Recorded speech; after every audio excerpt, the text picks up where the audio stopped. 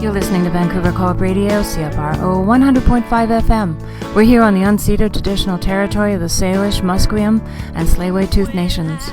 This is Bernadine Fox, here with my co-host for the week, Don Wright, bringing you Both Sides Now.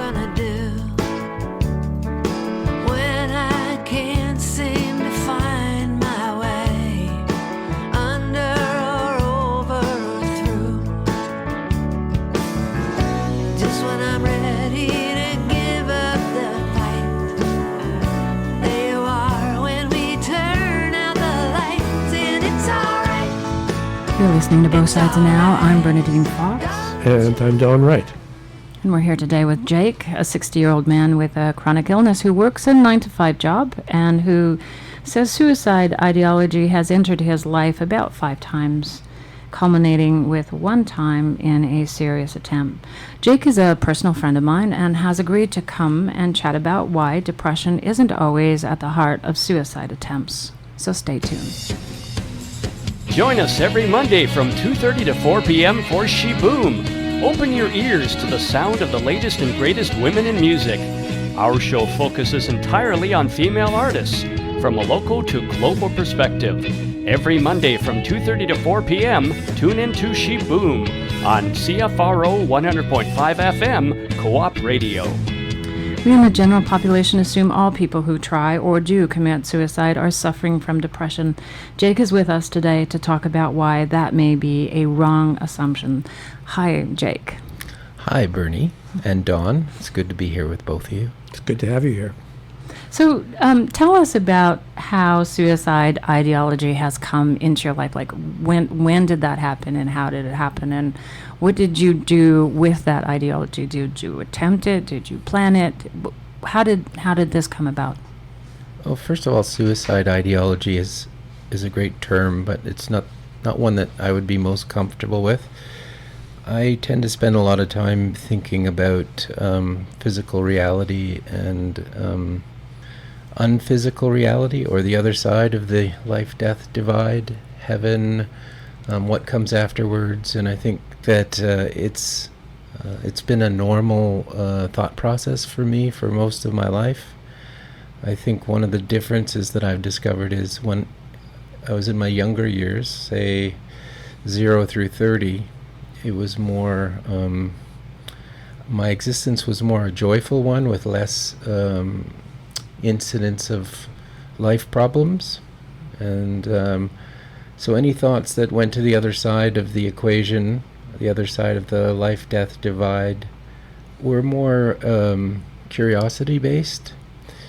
And I'd say on the other side of 30, between 30 and 60, when life issues entered into those thought processes, I think the conversation that goes on in my head with myself becomes a lot more serious about quote-unquote suicidal ideology.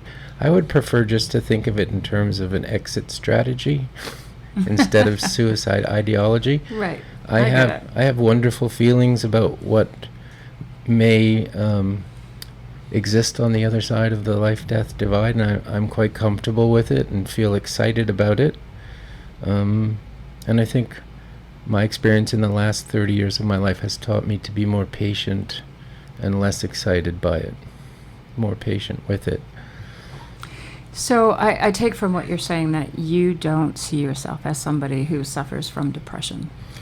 It's definitely an ingredient of everyday life from my point of view. I think a lot of people go through things that affect them negatively or can invoke depression, more situational than chronic. And I find it's things I talk to people about. We all grapple with things that make our life a little bit rougher in spots. So I tend to think of it in 2 ways. One is it's chronic and it's with you always like a black cloud over your head. That's a deep, dark depression. I don't tend to experience those. For me, situational things come up. For example, divorce or losing a job or being separated from a child of yours. Those kinds of situations in life bring up really tough reconciliations that I find are situational. I've sometimes heard people say that suicide is kind of a control issue, that when their life is out of control, that's the one thing they have some control over. Does that resonate at all? Oh, for sure. I think we're all scrambling for some sort of control in our lives, and the truth of the matter is it's pretty scary understanding that there's very little control that we have other than how we choose to think about things and how we choose to react to things and how we reverse our negative thought processes. We're not all highly skilled at it, and we're not always at our best moments, especially with ourselves. So we tend to slip up a bit in those areas. When you've talked about suicide, you've mentioned these 5 times that it's kind of come into your life. Can you describe what those were like? I was living in the United States for a 5 or 6 year period of my life, my early 40s. And so it was a brand new environment, and there were struggles. I moved down there, and within 3 months of my arrival, 9/11 happened, and I got caught up in a lot of processes for my status in the U.S. to be able to work. So I was off work for a year right away after landing in the U.S. Right. Was that the first time you'd been off work for any period of time? No, it wasn't. Okay. But there were other adverse circumstances going on at the time. My health was declining. I'm diabetic, type 2 adult onset diabetes, and I have neuropathy. And I was, I guess, for the first time in my life, experiencing regular medical care and trying to get my body healthy. I was away from my children and had a visitation agreement to be able to see them during the time I was in the U.S., which was not being honored. So there was adversity that way, job stresses.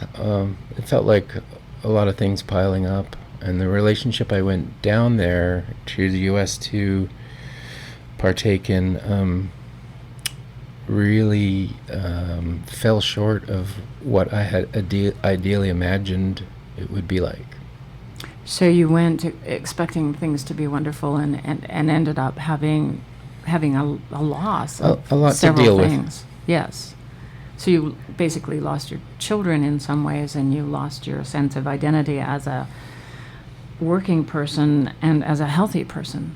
And one of the things that happened was I took on 2 13-week programs of physical exercise to get my body to a place where it was responding in a positive way, and wasn't having success with that despite putting in a lot of effort. So I ended up feeling like I had nowhere to turn, and that's, I guess, the first time in my adult life where I seriously had ideas about maybe finding a better alternative outside of what our physical reality is. We're going to take a small break, but stay tuned. We'll be right back to continue talking to Jake about suicide. All day, staring at the ceiling, making friends with shadows on my wall. All night, hearing voices telling me that I should get some sleep, because tomorrow might be good for something. Hold on, feeling like I'm headed for a breakdown, and I don't know why, but I'm not crazy, I'm just a little unwell. I know right now you can't tell, but stay a while and maybe then you'll see a different side of me. I'm not crazy, I'm just a little impaired. I know right now you don't care. But soon enough you're gonna think of me and how I used to be me, and talking to myself in public and dodging glances on the train. And I know they've all been talking about me. I can hear them whisper, and it makes me think there must be something wrong with me. Out of all the hours thinking, somehow I've lost my mind. But I'm not crazy, I'm just a little unwell. I know right now you can't tell, but stay a while and maybe then you'll see a different side of me. I'm not crazy, I'm just a little impaired. I know right now you don't care, but soon enough you're gonna think of me and how I used to be. I've been talking in my sleep. Pretty soon they'll come to get me. Yeah, they're taking me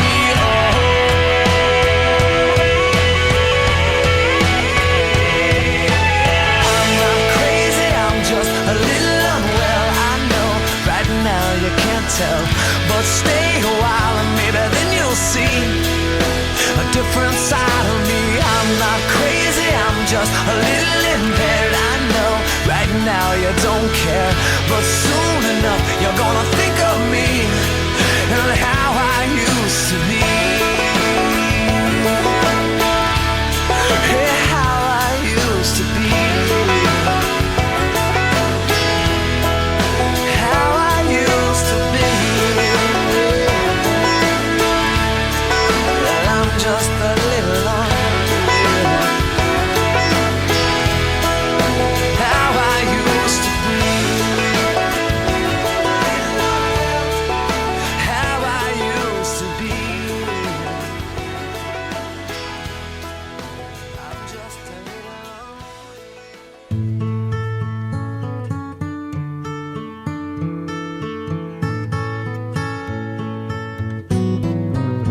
When you're down and troubled and you need a helping hand, and nothing is going right. Close your eyes and think of me, and soon I will be there to brighten up even your darkest night. You just call out my name, and you know wherever I am, I'll come running. Oh yeah, babe, to see you again.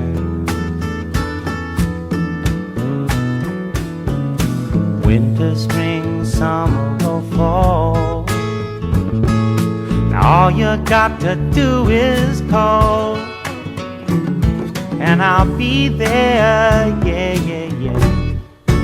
You've got a friend.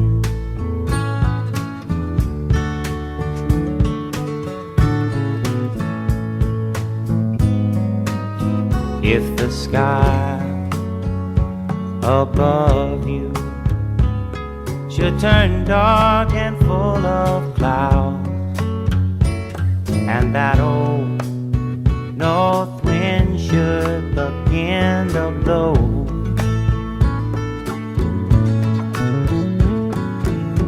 keep your head together and call my name out loud now. Soon I'll be knocking upon your door. You just call out my name, and you know wherever I am, I'll come running.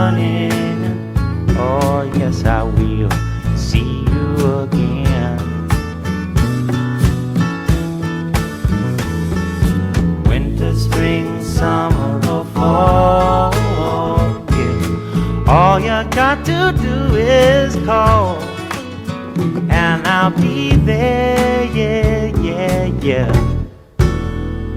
Hey, ain't it good to know that you've got a friend when people can be so cold? They'll hurt you and desert you. Well, they'll take your soul if you let them. Oh yeah, but don't you let them. You just call out my name, and you know wherever I am, I'll come running to see you again. Oh baby, don't you know about winter, spring, summer, or fall? Hey, now all you've got to do is call. Lord, I'll be there, yes I will. No, you've got a friend. You've got a friend, yeah. Ain't it good to know you've got a friend?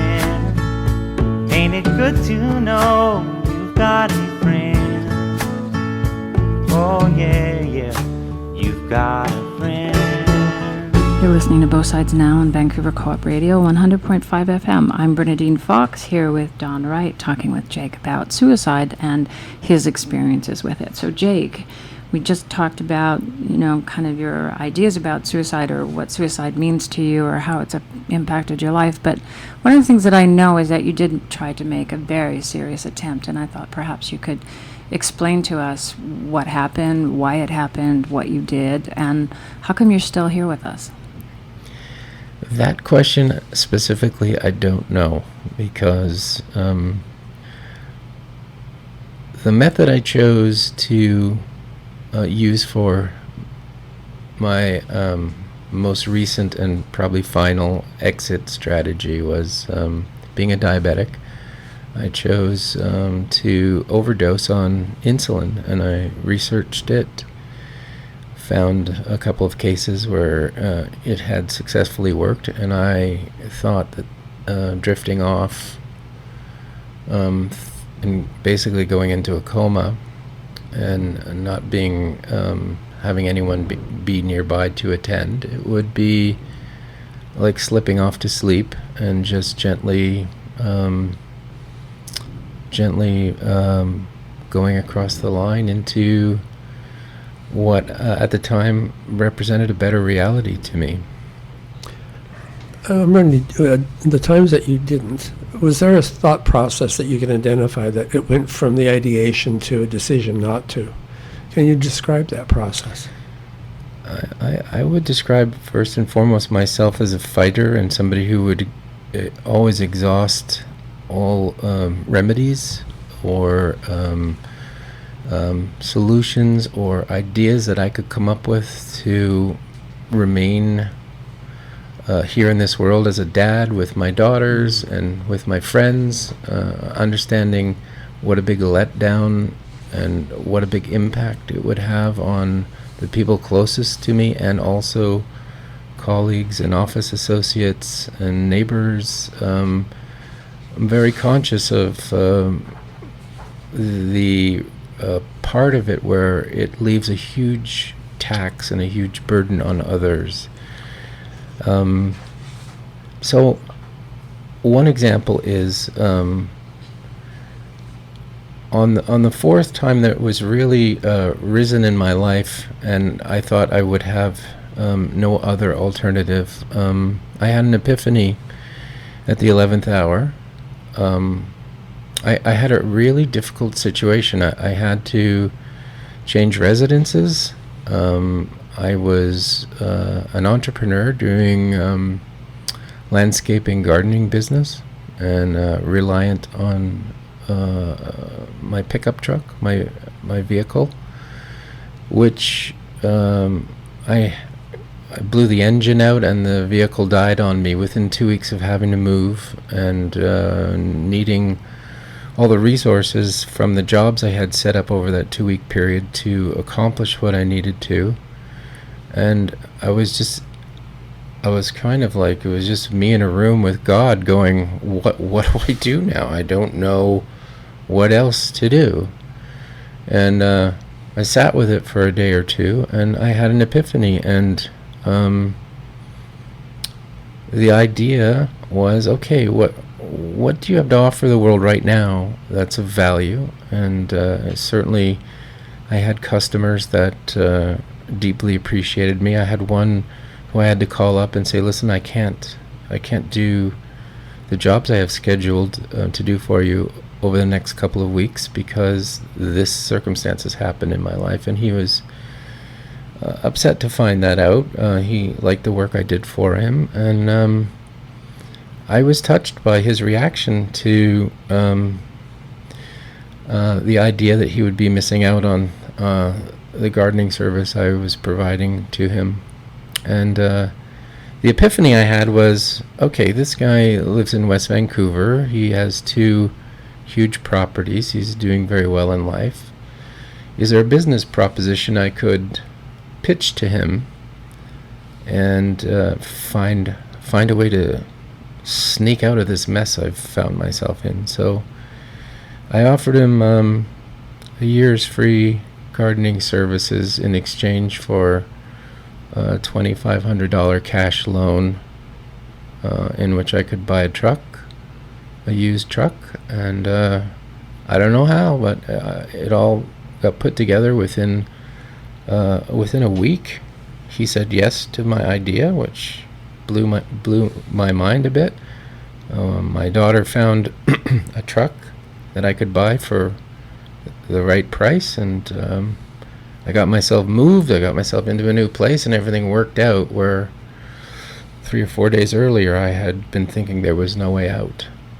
So for you, the stressor at that point around wanting to commit suicide was about money. It was for sure. about not being able to have the money to do to basically live your own life. Yeah, I think people have different issues that they deal with in their life, and I've certainly got one that's been decades long around money and success. And I mean, I can't speak for women, so I don't mean to cut them out of this, but I know that men are judged and perceived and sized up by the jobs they do. And basically, if you were to go to a backyard barbecue and you met some new people, one of the first questions they would ask you is, what do you do? And that's how it is for a man. I don't mean, again, to exclude women, but I'm not one. So that's my experience of the world, and the male friends that I have a similar sort of experience with it. So if you don't have that facet of your life working well or working at all, it's got a devastating impact on your psyche, on your self-esteem, on your identity, I think. And so you start reflecting those things back at yourself and say, who am I, and what good am I? And everything I try seems to end up in the same place. And how am I going to get out of this one? Those things pile up. And also, the idea of having to borrow money to stay alive and remain in this world on this side of the life-death divide, having to borrow money to do it, does that feel worth it? Do I want to be it's a hard thing for me, and I imagine many people to have to rely on other people for their sustenance or to get through, and it's a big burden to carry. In fact, one of the risk factors for men in their middle years is the stress of that comes from the traditional male roles, such as when you lose your employment or divorce. All of those things, they have to do with your identity and how men are raised, and it's actually considered one of the risk factors for men in particular. Right. One thing that I'm hearing in so much of what you're saying, both what kind of causes you to think about it, but also what prevents you is a relationship, your relationship to people. How do they perceive you? But if you feel like you're failing in that regard, then it gets you thinking that way. But then again, your relationship to your children and your friends is part of the deterrent. So it seems like relationship is a significant issue for you, but I imagine for someone who does not have relationships, who may feel like they're more isolated, it would be a different dynamic. Yeah. So you had this sort of serious attempt. What happened? Why are you here? I don't know. I didn't expect to wake up from taking all that insulin. I mean, the research that I did, the cases that I uncovered where I knew it succeeded, the individuals involved used a fraction of the amount of insulin that I did, and I barricaded my bedroom door. Even if help had arrived, I don't think they would have had an easy time getting to me. So, I mean, I left notes for everybody. I left notes for the police. My landlord, it's a crime scene, don't come in, call the police. I was trying to be thoughtful about what would ensue after I succeeded. And when I didn't succeed, I woke up, and it was probably the worst 2 or 3 days of my life. Trying to recover from it, I had a desperately low blood sugar for 2 or 3 days, and I had to go on, and I had to involve certain friends in what I was going through, and was desperate for help in terms of understanding and just conversational, what do I do next? Can I have some input? And also realizing that there's a huge stigma on suicide. And so if you were to go to the hospital, for example, what would the repercussions of that end up like? And does that affect your life in an adverse way by telling authorities what you've been through, or getting medical help that you need? So Right. there's a lot of wrestling going on with it. Right. Trying to find the best path. But one thing that was a silver lining in all of it was, I feel like, as much as I wanted to cross the divide and go to what I felt was a better place, I was kicked out and rejected. And I don't mean that in a bad way, like the heavens said, no, you're not invited. And I respect that. I really got a lesson which taught me that everyone has their time. And if it's not your time, I mean, anyone out there who is contemplating suicide and whatever method that's running through their head, there's no guarantee that you're going to reach the successful conclusion that you're set out seeking. Right. And you could end up in a worse situation than you're in already. Yes. I mean, so it's one thing to feel like you have the courage to actually go forward and instead of posing idle threats or drawing other people in to what your emotional calamity is, and really not being serious about it, but just I don't believe in making other people suffer along with me unless they have some help to offer me, or if I'm serious about doing it, I'm going to do it. If I want to go to Seattle to go find a job, I'll go do it. So I didn't want to pussyfoot around with it. I just wanted to do it or not do it. Stop thinking about it. Stop. And I think the outcome in the final analysis taught me that it's not my decision to leave or to stay. And I've kind of settled into the idea that less is more now. that's all of those things are kind of profound. Don't go away. Jake, Don, and I will be right back. I'm so tired of being here, suppressed by all my childish fears. And if you have to leave, I wish that you would just leave. Your presence still lingers here, and it won't leave me alone. These wounds won't seem to heal. This pain is just too real. There's just too much that time cannot erase. When you cried, I'd wipe away all of your tears. When you'd scream, I'd fight away all of your fears. And I held your hand through all of these years, but you still have all of me.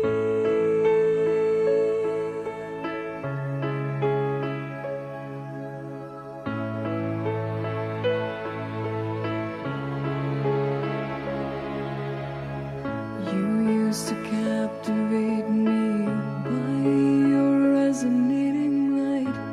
Now I'm bound by the life you left behind. Your face, it haunts my once pleasant dreams. Your voice, it chased away all the sanity in me. These wounds won't seem to heal. This pain is just too real. There's just too much that time cannot erase. When you cried, I'd wipe away all of your tears. When you scream, I'd fight away all of your fears. And I held your hand through all of these years, but you still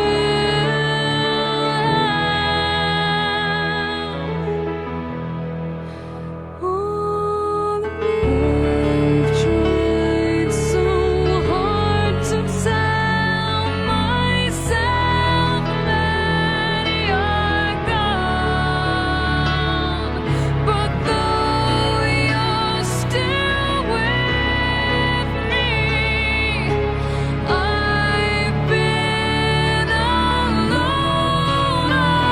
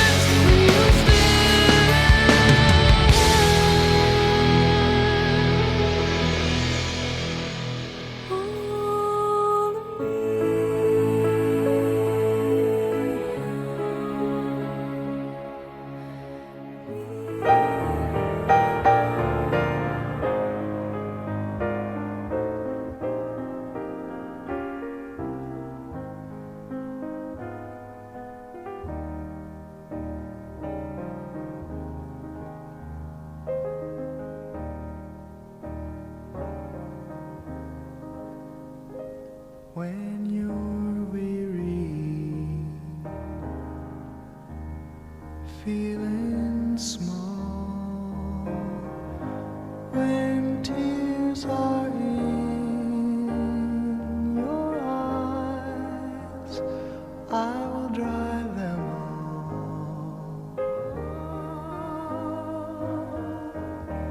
I'm on your side.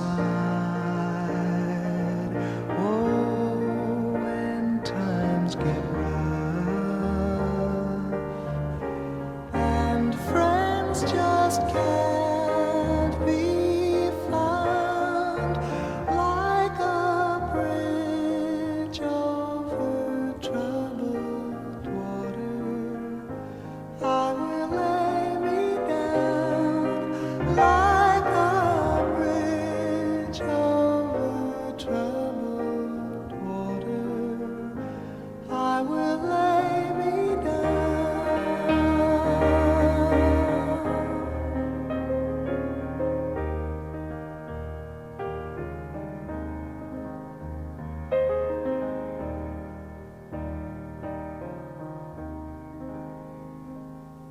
when you're down and out, when you're on the street, when evening falls so hard, I will comfort you. I'll take your part. Oh, when darkness comes and pain is all around, like a bridge over troubled water, I will lay me down like a bridge over troubled water. I will lay me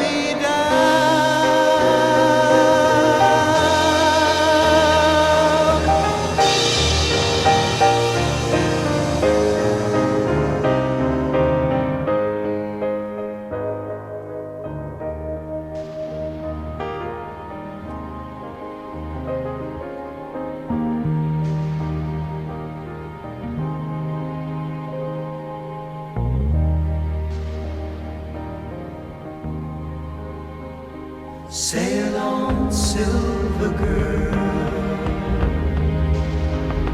sail on by.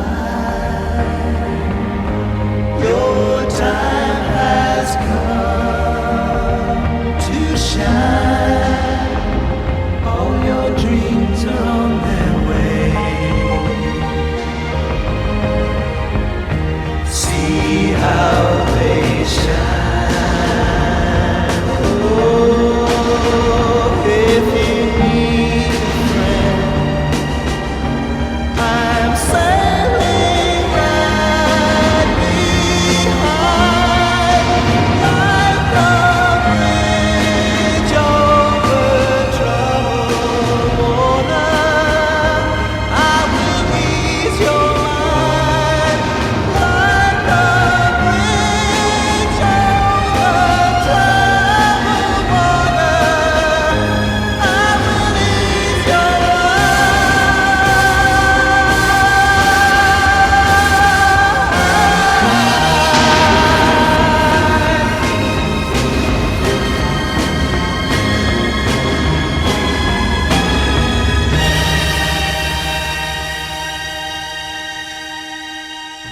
You've been listening to Both Sides Now. I'm Bernadine Fox here with my co-host Don Wright, and we're talking to Jake today about suicide, and in particular his experience with suicide and why he doesn't think this is about depression. So Jake, I want to know, have you ever been diagnosed with depression? Have you ever been put through any kind of diagnostic tests around depression? When I was living in the United States for 4 or 5 years and undergoing health problems, I had a really wonderful doctor who actually cared about me. I would say that she loved me in a way that, one human being to another deeply, richly, authentically cares. And so she was putting a lot of effort into me, and I was putting a lot of effort into my health because of that. And depression came up. It was more on the lines of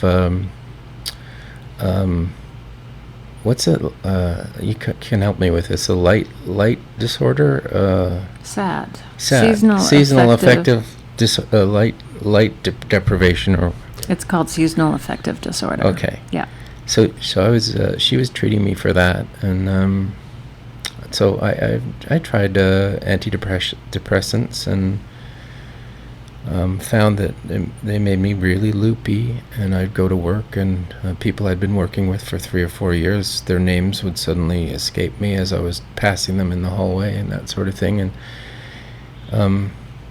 I look at it like a depression can be like a roller coaster, and the ups and downs, they're kind of depression would be when the roller coaster goes down, but it climbs back up, and there's when I was sort of flat and without the ups and downs, I felt not myself. I felt like I have to understand that it is a roller coaster and there are ups and downs, and I have to just make myself get used to that and be okay with it. So I decided that I really preferred not to be on the antidepressants. Right. So then I would assume that your doctor decided that you were depressed, or was she just trying the antidepressants to see if that affected your mood? No, I think as a means of testing. My personal impression is that depression sits in my life, and it sits in everybody's life to a degree, and I think it's not a constant. I mean, you can have depressive moments in the course of a day, in the course of an experience, or in the course of a conversation with another person who's conveying a story to you that they're struggling with. Mm-hmm. You know, so I think of depression as a sort of natural component of the human condition, but at times it's like anything else. If it's overwhelming you, if it's starting to take over your life, then I can see where going to the antidepressants or some sort of solution, like the light therapy. They have these lights that they build that you can sit under to improve you through seasonal affective disorder. Right. So I think you should take steps in your life if you find you're being overwhelmed by depression, but you also have to know that it's a component of your emotional state in your life, and there are situations where it comes and goes, and it's not going to overwhelm you some of the time. I think also, though, that from what you're talking about and how you're describing it it's different than how somebody who describes it when they have clinical depression. And I'm going to throw that over to Dawn, who can maybe talk about that a little bit more, about the difference between just being, affected by the life situations as opposed to clinical depression. Right. I think any emotion that we have comes and goes, whether it be love, anger, depression, whatever. Clinical depression is pretty much a constant state, that you're always in that depressed state, and whether it's a biochemical or whether it's life situation, but it's chronic, and that's what really constitutes a really significant depression. And Jake is certainly right that any feeling that we have is going to come and go, it's going to ebb and flow, but it's that constant ongoing state of depression that can be overwhelming for so many people. I think there's depths to it. Constantness, yes, and the ebb and flow of it, absolutely. But there's also depths, and it can go from feeling twinges of sadness to really feeling joylessness. I was thinking hopelessness might be an element that keeps you stuck in Right. depression. That nothing is going to change. I'm always going to be in this dark place. Exactly, and feeling like you're stuck in there, and your feet can't move out of it. And I always feel like you can find power in any situation. When you're at your lowest point in your life, you can drum up power, like the proposition, a business proposition I was talking about earlier. I mean, you can have an epiphany, and you can get the right idea at the right time, and you can try something. You can try something different. Thank you, Jake, for coming in and talking with us about this. And I just want to give some advice to people who might be in the company of somebody who you think is suicidal. One, take suicide seriously. Don't minimize it. Get familiar with some of the warning signs, know what you might need to look at. Approach the person, try and talk to them about it and how they're feeling, and be direct in what you're feeling or what you're concerned about. Most of all, listen to what people are saying and not maybe what you think they're saying or what all the experts tell you why people commit suicide, but really listen to what is important to that person and be genuine in your responses to them. If necessary, help them to eliminate the access to whatever tools or plans they have to commit suicide, just to give them some extra time to think things through a little bit more. Try and convey as much hope as possible, or get them help if you can get them help. And in an emergency, call 911. The other thing I would say and add to that is to not judge someone's choices in life, because we all come to this world with our own stuff, and none of us can judge what that is. So thank you, Jake, for coming and talking with us, and thanks to Don Wright for coming and co-hosting with me and adding his insight. We're going to be right back with Annalise Shepard to talk about how gifts are not to and from your therapist are not necessarily a good thing to be happening in your therapy. Vancouver Co-op Radio is a unique nonprofit radio station that produces creative and engaging programming for voices often ignored by mainstream media. We rely on the financial support of listeners like you to help us continue to produce innovative and hyper-local radio shows and podcasts. Please consider donating online at coopradio.org/donate or by calling 604-684-8494. That's 604-684-8494. Thank you for supporting Vancouver Co-op Radio, your community radio and podcast station.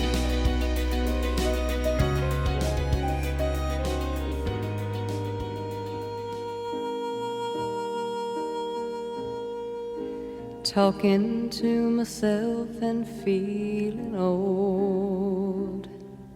Sometimes I'd like to quit. Nothing ever seems to fit.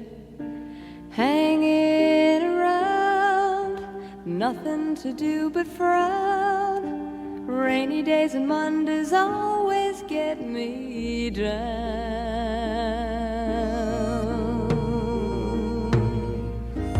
What I've got they used to call the blues. Nothing is really wrong. Feeling like I don't belong. Walking around some kind of lonely cloud. Rainy days and Mondays always get me down.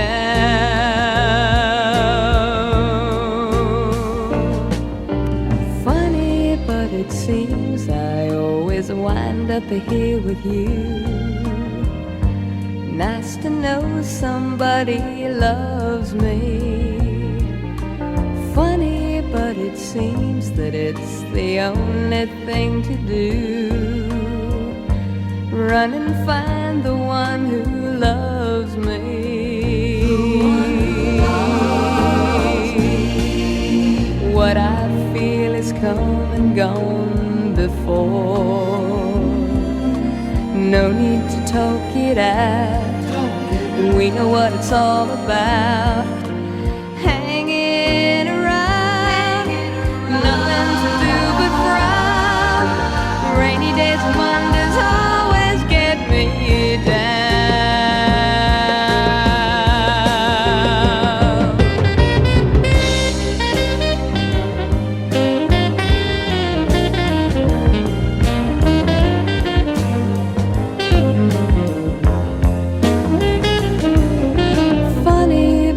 seems that it's the only thing to do. Run and find the one who loves me.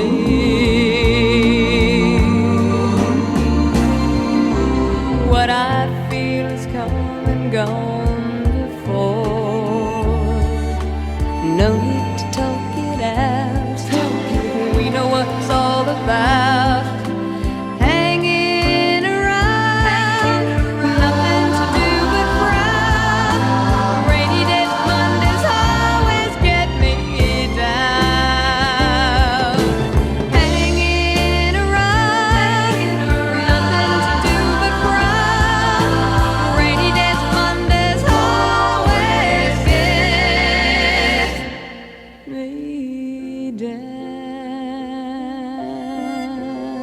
We're here with Annalise Shepherd, author of Mending the Shattered Mirror, a journey of recovery from an abusive therapy, to talk about hugs.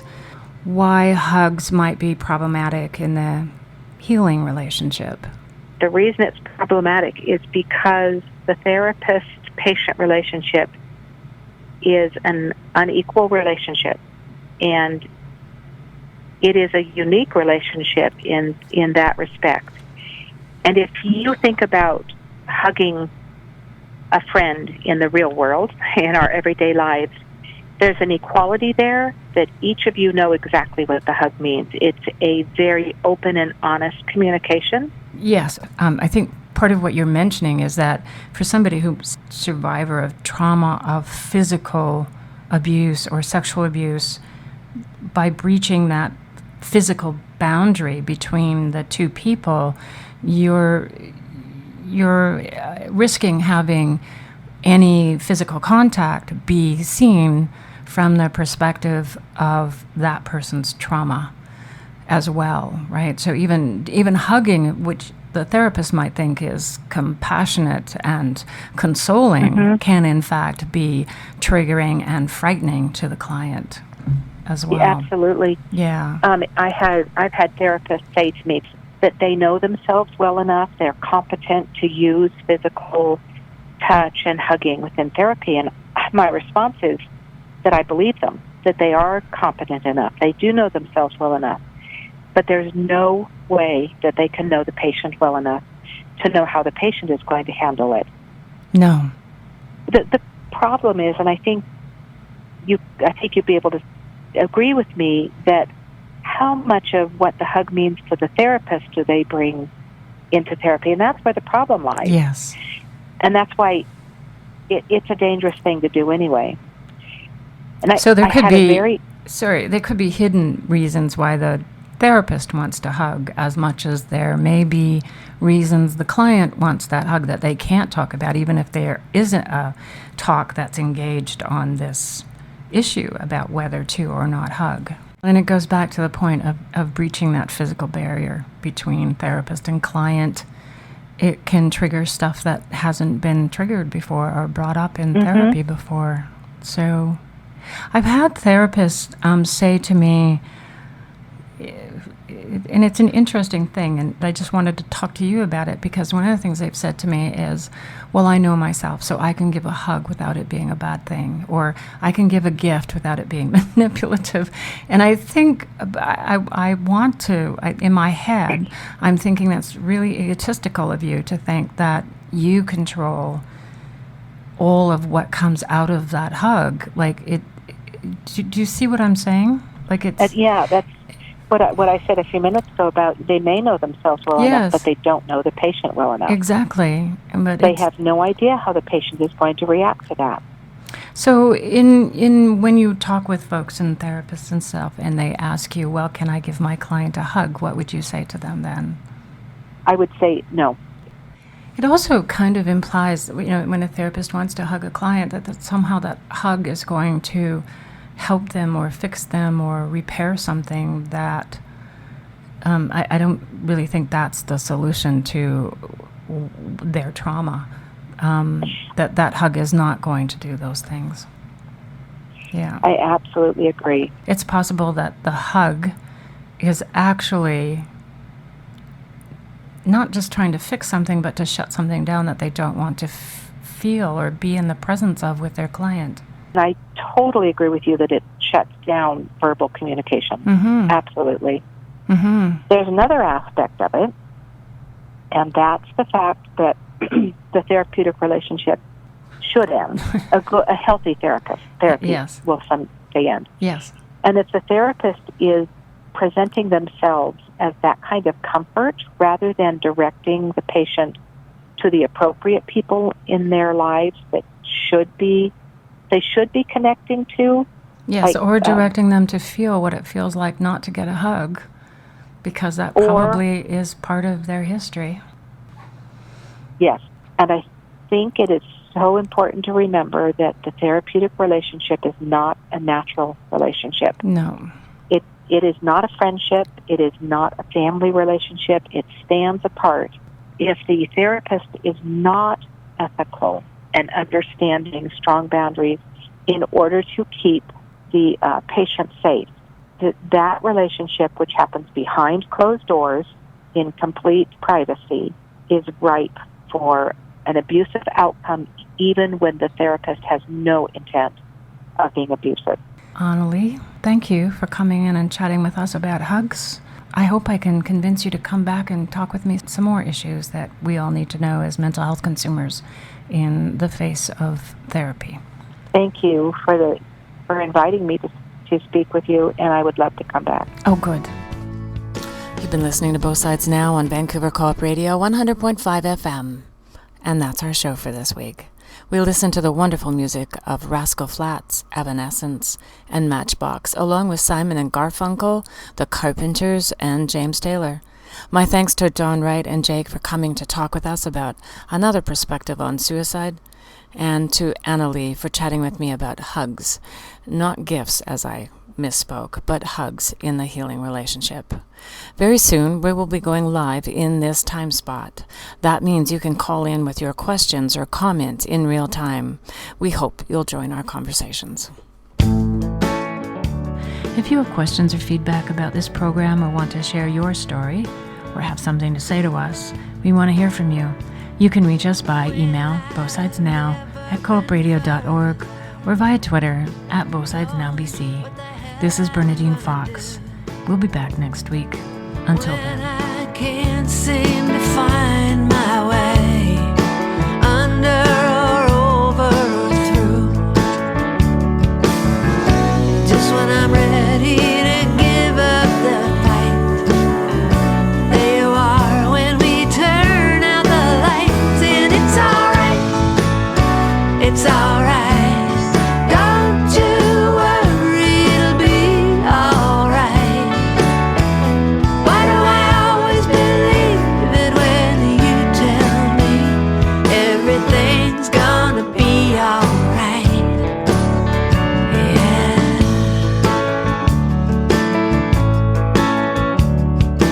Why don't I wonder how you know? Well, surely you don't have all of the facts.